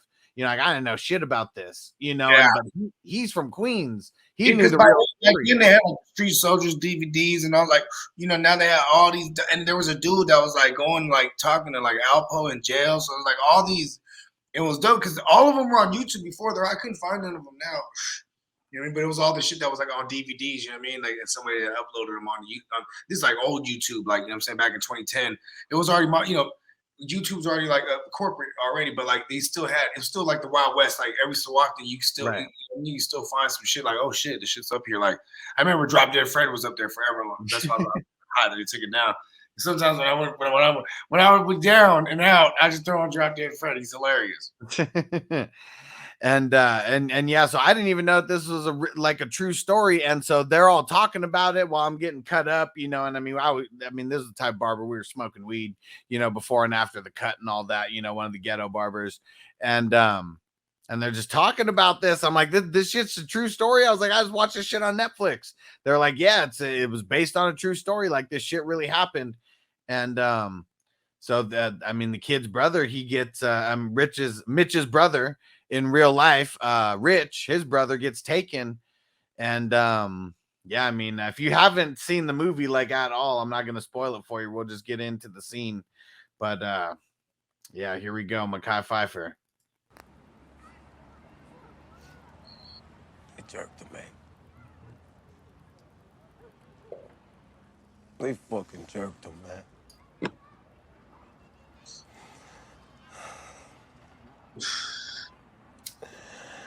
He sent me his finger in an envelope, man. All bloody and shit.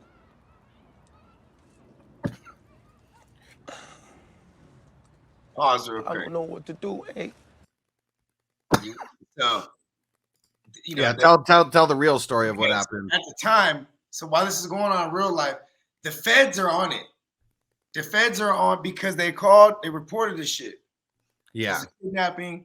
And also the feds come in, they're fully, they're aware of what he's doing, but that's a different unit, bro. Like, what I mean? They don't have anything, he hasn't been caught yet. Maybe it's because, with the CIA shit, you never know. But listen, so the feds come in, they set up at the house. And what's crazy is, so they're recording everything. And then so they get a phone call, it says, go to the McDonald's, on whatever the fuck street, and it'll give you some instructions. And then there's an envelope with the fucking thumb, and the demands, in the bathroom. They had to go into the bathroom, and they went into the bathroom and they didn't find nothing. And then they told them to go back.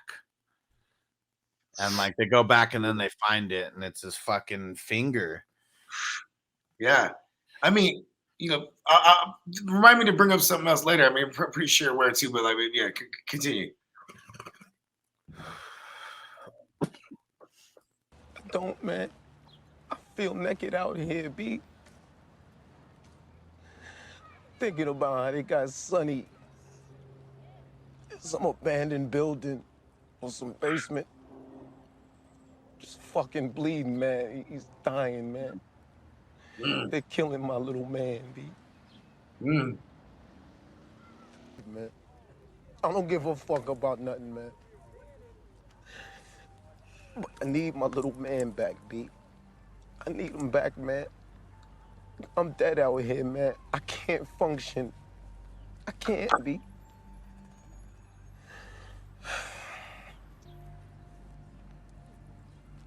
It's 22 keys. Right. I love how stoic he is, right? Because that's a good friend. He's letting him vent it. As soon as he gets there's 22 keys. You know what I mean? Like, he's real stoic, because he already knows, man, this is so crazy. Like, this is what the game is. He's already been shot and robbed, and his family was killed, and all that shit, bro. And then I hear now they're about to they got his man hemmed up. You feel me? Like his man's little man, and this dude's about to go. He already declared, like, I'm just about to go on a murder spree, bro. You know what I mean? Yeah. You weren't playing either. No. And, yeah, it's not a time to play. And yeah, there's nothing you can even say to him at that point. Like, what are you gonna say? Nothing you can say. And yeah, so he just gets down to and yeah, so that's just where it gets. I mean, it gets really real, and I mean, what's sad is like they never. I mean, shit, bro. That's it, bro. They never, because they never get the money. I mean, you know what? We're getting to that. Yeah, and yeah, what was I gonna say?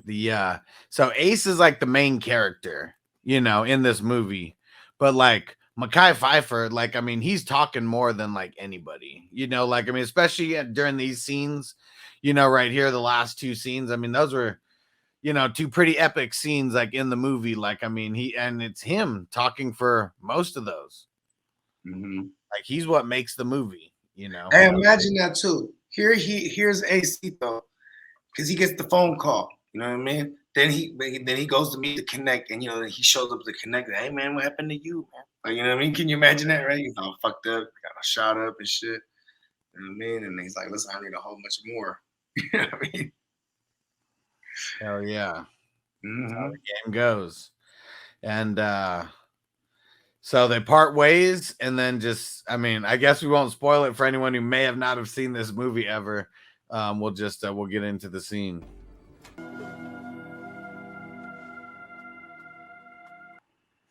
It's a lot.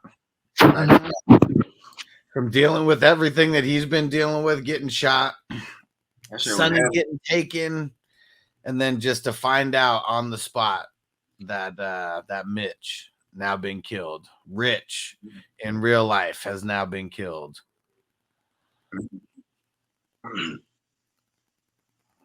Yeah. It's a lot. And so right after, I mean, it just gets in right to the next scene. We're just going to jump right into it. The only thing that he remembered was that he said that he was going to go meet up with Rico. Mm-hmm. And that's where we get to. Wouldn't actually get shot, the final shot to kill them. You know what I mean? Didn't happen exactly the way, because what they said happened, like Rich hopped into a van, and he had someone in the back seat, one of his dudes from DC. And he said, I'm gonna ask him. He said, I'm gonna ask him. First of all, this dude, he's paranoid too at this point. You know what I mean? Yeah. Like, a lot of bad shit is happening, like, at this time in their lives. Yeah, and he's paranoid as fuck. He's like, yo, you know what I mean? And he thinks that they're cutting him out. You know what I mean? Right. He's like, how much you getting off, the Connect gave it to you. He's not knowing that the Connect already told him, you know what I mean? Yeah. And he just gets them lying. You know what I mean? And but like you're supposed to, bro. Like, listen, man, this is Harlem for real. Like, you know what I mean? These food, like, you know what I mean? Like, it's just, yeah. You can't, you know what I mean? You had certain code. He just, you got the 14 bricks right there. I like the portrayal of that though, because you know what I'm saying? Just Cameron's he's the baddest. He's one of the baddest motherfuckers. You know what I mean? Yeah. And his little getup was fly right there. The little poofy with the black and the white, and just the white tee underneath with the white kicks. I used to Yeah. do it like that. You know what I mean? Well, yeah, it was like it was basically like a baggy ass like something, bro. Like a baggy ass like I don't want to say tracksuit because it was like puffy. You know what I mean? That shit was fly. Yeah, those puffy coats. Yeah. All right, let's get back into this.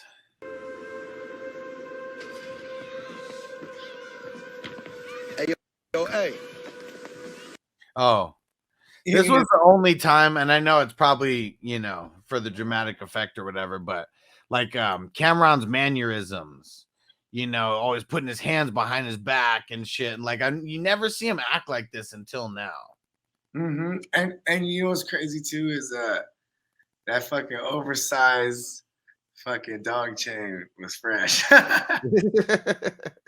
Let's go. The dog tag. There you go. Yeah. What up? You all right, B? Nah, man. Fucked up. Oh. You know I'm fucked up over this shit too, B. Murdered them niggas who did that shit to Mitch, B. Yeah, it said like in real life, he was like crying and shit coming out the car and all that, like getting real dramatic about it. Yep. And like Ace was like, they already had, they already have, all but confirmation that it was him. So when he was coming here, he was already faking the whole way. You know what I mean? Like Ace, you know what I mean? For sure. I'm trying to find out. I know, man. That's on me. Yeah, see, like in 2000, 2010, 2022, this doesn't happen because they're in a group thread, like texting, about this shit. But right, that is funny. And this time, though, there was none of that shit. You just assumed that everyone knew that everyone was going to be on the up and up. And his beeper's just going off too. Oh yeah, I mean another thing right in front of him. And did that already happen, or did? Oh, okay. I thought, it didn't happen yet. Not yet. Fucked up. You talked to Mitch yesterday? I ain't talked to Mitch to see that nigga the whole goddamn day yesterday, B.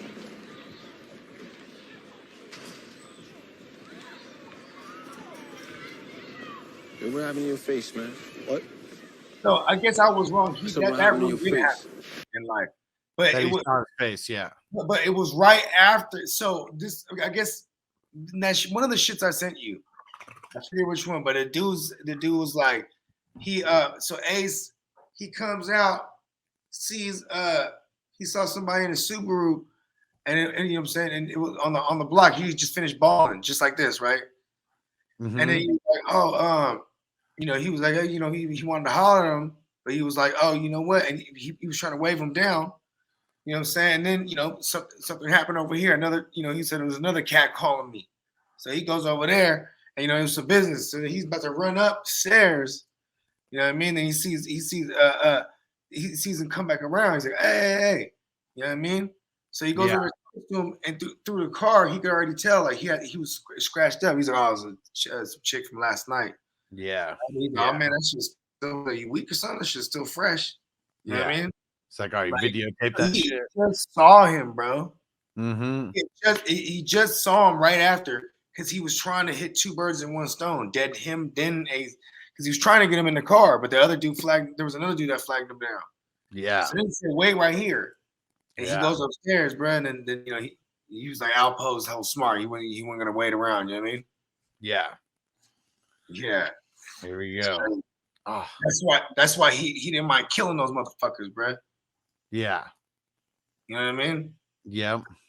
Yeah, bro. Dirty vato. Yeah. Dang it. I skipped it back a little bit when I was trying to pause it. Damn it. Yeah, I totally fucked all that up. Hold on. I mean, you gonna give up all this shit? There we go.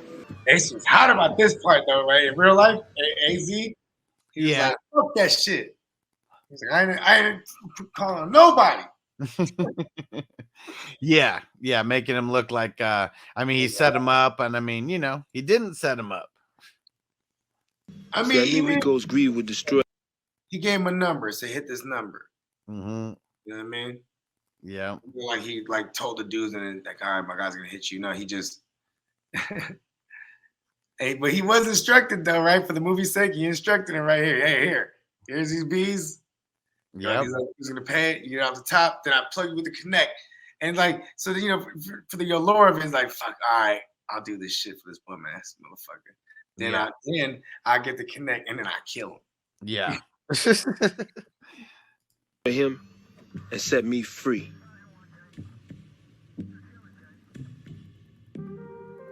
I'm sure that he would say I went out like a punk, but fuck it. It's a price I could live with. They even had to throw that line in there, huh? I bet he would say that I would go out like a punk, but fuck it. Yeah. Anyway, I did it. But 25 to life, I did that. Rico can't live with that.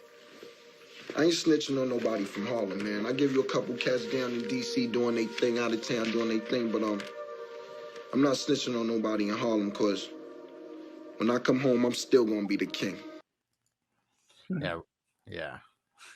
Alpo's savage in real life. Right? I mean, that's a whole nother podcast in itself. Like this, what Alpo, because none of that happened right there, that part. Right. It was really, that was the last time that AZ ever saw him, was when he kind of, and this was in front of that store there where it was kicking at. You know what I mean? That shop or wherever the fuck, wherever it was. You know what I'm saying? He came, saw him, spoke to him for a little bit. And then he was like, talking about, hey, he's thinking about paying the mom and the sister off. You know what I mean? So they stop telling people, like, you know what I mean? They think, that Alpo did it. You know what I mean? And what's crazy too, because for a while, a lot of people in the hood, they didn't know what happened. You know what I mean? They never would ever think it was Alpo that did that shit. You know what I mean? Yeah. Yeah, but then, just like everything else, the truth comes out. You know what I mean? By the time we're in the 90s, when you heard about that story, you know what I'm saying? Like they had, I want to say like it was one of the magazines did it. I mean, I didn't catch wind of this until I saw this movie years later. But I know when I went down the rabbit hole, one of the magazines did like a spread on it. You know what I mean? Like Source or whatever the fuck it was. Mm-hmm. Yeah. Straight savages. All right. And just to top it off, let's just go through the end scene here, because like you said all the way in the beginning, let's bring it all the way back to the beginning. These motherfuckers were trendsetters. Like before all this was existing in music videos, and all that, and people were portraying, these D-boys, like they were living it. They were really living that lifestyle, really getting this money. And most of these rappers who are really like, not getting it, they're portraying these guys. Right? It's funny. And there we have it. For anyone who hasn't seen that movie before, you're welcome, because this was one of those ones, like, I mean, if it's on, I'm watching it. I don't really watch, TV like that anymore, like cable, necessarily, but randomly it shows up on this Pluto app or whatever, so it like comes up on the Fire Stick, paid in full. All right, let's get that rolling. Well, Pluto's it's like a channel basically. It's an app. It's an app on the Fire Stick, yeah. But they have shit like you click on it and something's already running, basically. Yeah, one of those ones. And then you can search and you can do whatever you want. And so like on the Amazon menu or whatever, when you're scrolling down, it was just one of those ones where it was like next up on Pluto, and it was a couple of them. And Paid in Full is one of those joints. Yeah, love it. Yeah, so I'm glad, and you're the one who brought that up about doing this. I'm super stoked that you did, because this has always been one of my favorites. I can't remember. We were saying something, bro. We were quoting the movie or something, and it was like, "Oh, we gotta do that." I forget what it was. Yeah, might have been motherfucker. There was a couple good. It's so dope because there's so many good lines from the movie. You know what I mean? Hell yeah! It's really just the dialogue between the two.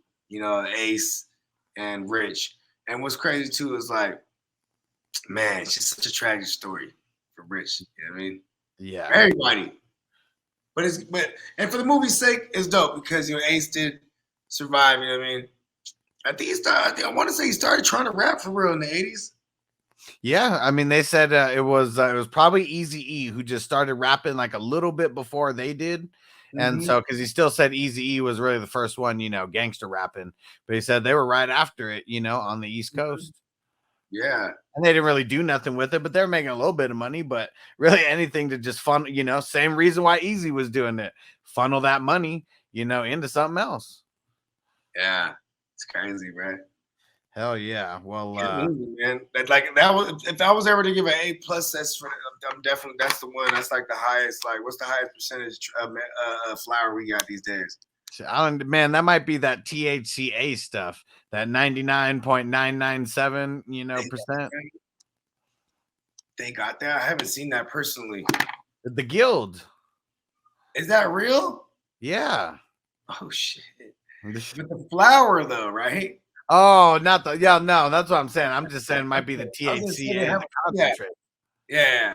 No, yeah, for sure. I've seen that shit a million. Come on. No, I know you have. Yeah, for the flour, I don't even know what the highest percentage would be. I heard somebody in a rap song say 40%. I don't know. I've never seen that. Yeah. 36 was some of the highest, I've seen around. Smoked some of that from the Hall of Flowers. That I remember it was that one. I was like, I smoked like 10 bowls already, and then you hit that one. It was still still taken to the next level. That was funny because I was there to witness that. Oh yeah, that was a good one. Yeah. Well, for me, this is that Guild. This is that 99.99. Just that real pure, THC. Just like not too many flaws. Obviously, it's not exactly the story, but. I mean, the fact that AZ was able to survive this, write the whole story, be able to sell it, to Hollywood. Of course, they're going to twist it around, add their Hollywood spin on it. But he got paid out of it, was able to, who knows? I mean, if he really got all those diamonds from Lulu, and all that shit, like, I mean, maybe he never says anything in the interview. Like maybe he's never asked, or maybe I need to find it. Like, I want to know what happened. Maybe he's told, don't bring up that shit. I'm not answering no questions on it. Yeah, that's true, huh? Because it's like, that's like basically you found him dead. You know what I mean? Yeah. If there is validity to that, and because he did say that, he did say after he does reference to him dying in certain interviews. You know what I mean? Like after you, but he was still in there. It didn't matter. He was in there with the motherfuckers. Yeah, because they said Lulu was around after. They said Lulu was around after Ace got shot. So who knows if Ace even found like Lulu? Oh, that's true. Yeah, so maybe that was just something for dramatic effect for the movie, him like actually walking in on them. Yeah, just to speed up the process to make him the man too. You know what I mean? Like, okay, now he's distro. You know what I mean? Yeah, exactly. But yeah, so that's what I'm voting it. I'm voting it as high as it could be. I'm not saying it's a perfect movie, but it's so nostalgic for me that like there's nothing wrong with this movie to me. Like it's fucking awesome. 100. Yeah. I'll give it 100. Yeah. And we have no idea what movie we're going to be doing next, but I like the once a month, type thing. Cause I try to get all the clips, queued up, and some movies will have a little bit more clips than others, but this was one of those ones. I know there's some people probably never seen this movie. So I wanted to make sure to get a bunch of clips so everyone could see it. Cause I think this is our generation's like Scarface. I really do think that. Right. Shit. You know what I mean? From nothing to something, the rise of a hustler, you know what I mean? Yeah. And I'll just end it on this, just like Ace said, dealing's all right. Yeah. So we're out. Peace out. Peace.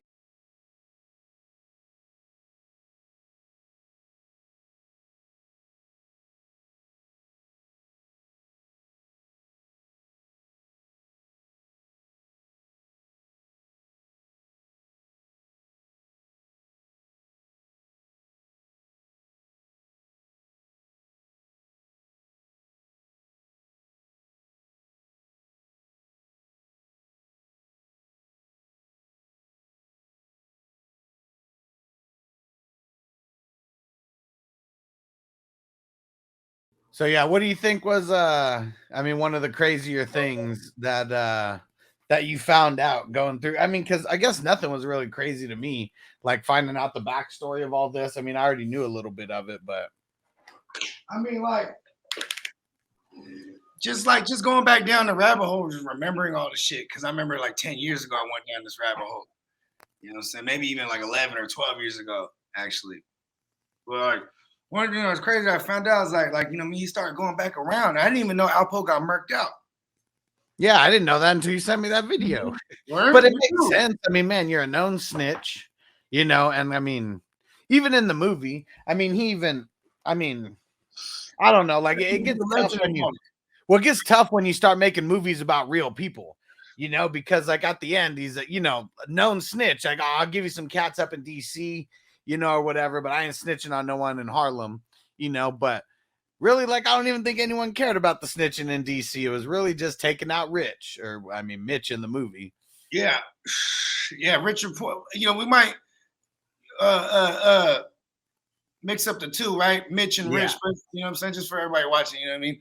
Because I'm pretty sure we'll explain that at the beginning. We'll give out the real names, and because we may go back and forth, I'm sure. Are we recording right now for the extra shit? Yeah, we're recording. Oh, okay, yeah. And another thing too that tripped me out too was like, you know what I mean?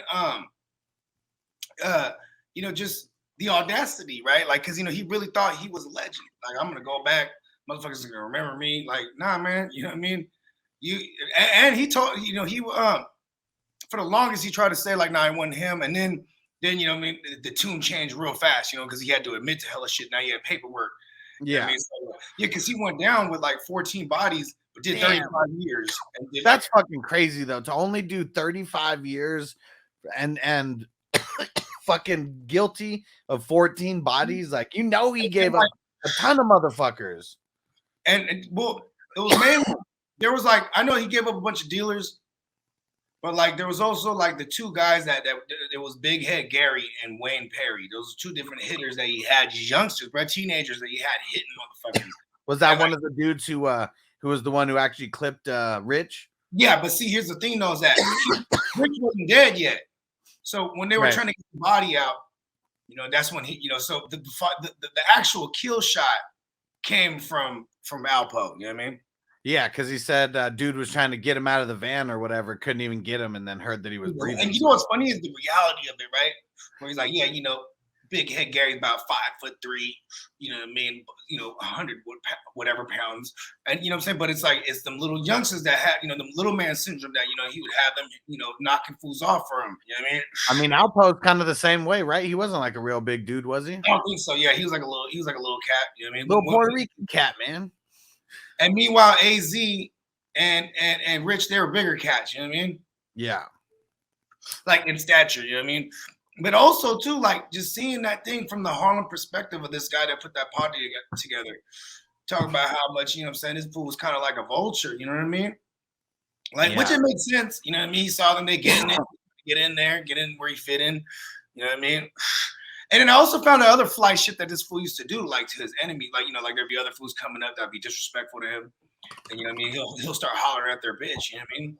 Take them out shopping, you know what I mean? Man, see, he's fucking like he's like the dude in Get Rich or Die Trying, the one who tries to murk 50 or whatever. Because they said Alpo in real life, you know, he comes up and he was just like, yeah, I need that work, man. Let me get on with you guys. And said he wasn't even selling it at first. Like he was like borrowing money or whatever, but just trying to bring the money back, get that clout. Yeah. He was clout chasing. Smart, but that was, and you know what's funny? Is he's a pioneer of what the rap game is. And ironically, that's what it is now. It's a lot of clout chasing. You know what I mean? Yeah. Fucking Alpo, man. Shit crazy, man. That's the definition of infamy. You know what I mean? He not famous, he infamous. Yeah. AZ and them, they famous. You know what I'm saying? Yeah, when I went down the rabbit hole, was American Gangster. Like, so they had the American Gangster movie, you know, with Denzel and all that. But they had, I don't even remember who was the guys who did it, but it was on BET. And it was American. Wasn't it Vlad? I think it was Vlad. I don't think so. Well, I know Vlad produced the Mac Dre one. Okay. Well, I'm saying maybe they had different producers who were on it. I need to go. I have the DVDs. I pulled out all my DVDs. Oh, word? Out of storage, and I got season 1 and 2 of that. Savage. So I can go down that rabbit hole. But that was because, you know, back then, I mean, YouTube wasn't like what it was. Well, I mean, when I found out about this shit, YouTube wasn't what it was. Because I watched this movie in 2005, and we'll talk about, we'll give our origin stories of when we actually watched this movie. 2005 was when I saw it. I swear American Gangster was like within the next 2 or 3 years when they came out with the back-to-back seasons. And that was my first other than the story, you know, that I heard from my homie, the barber, who was telling me about it. Like that was the only backstory that I had on those guys until going down this rabbit hole literally over the last week or two. Right. Pretty Well, dope. Shall we? Yep. Here we go. Yeah, I'm shrooming good. Yeah, let's get it. The edible. I've been trying to take it easy on the edible because it's so delicious. You know what I mean?